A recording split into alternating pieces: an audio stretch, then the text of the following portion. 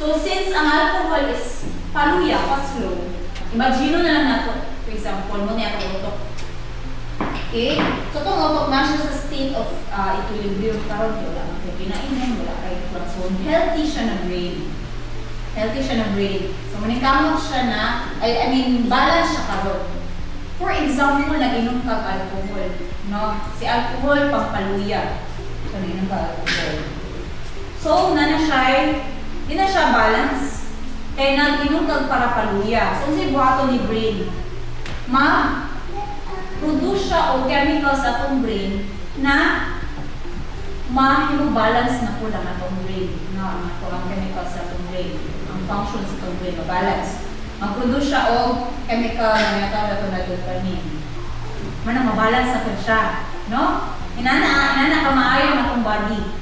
So, pagkasunod nag-inom na po ka. Alcohol na po. So, dili na po balance ang atong chemicals sa atong brain. So, sunod po ba ito niya? Mag-produce na po siya o chemical na pampalagsik. So, para balance na po siya. So, over time, sige din mag-inom, no? Mag-inom. Okay.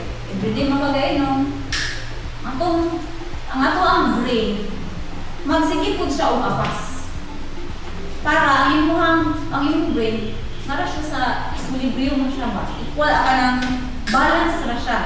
So, sige ka inom, sige po po. Sige, kapanikamot imong brain ay nana. Over time, sa sige na mo siyang inom-inom, maalab na imong brain na inana ang amount sa alcohol na imong ginatik.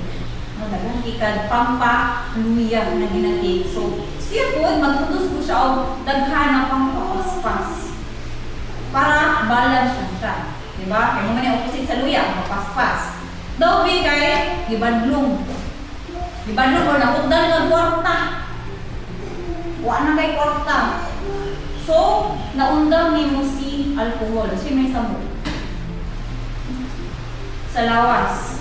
Di na siya balance, di ba? Kinaundang ni mo si alcohol, wala pang paluya, imo ang brain na anad na tag-as iyang pang-papaspas na ginaproduce. So, yung may tabo. Diyan na dayon ang withdrawal. Which is, tungod kay daghan kag pang-papaspas na giproduce ni brain, naana din kay mabatian na kanang mga simptomas. Kay wala na naanad imuang brain na wala si alcohol.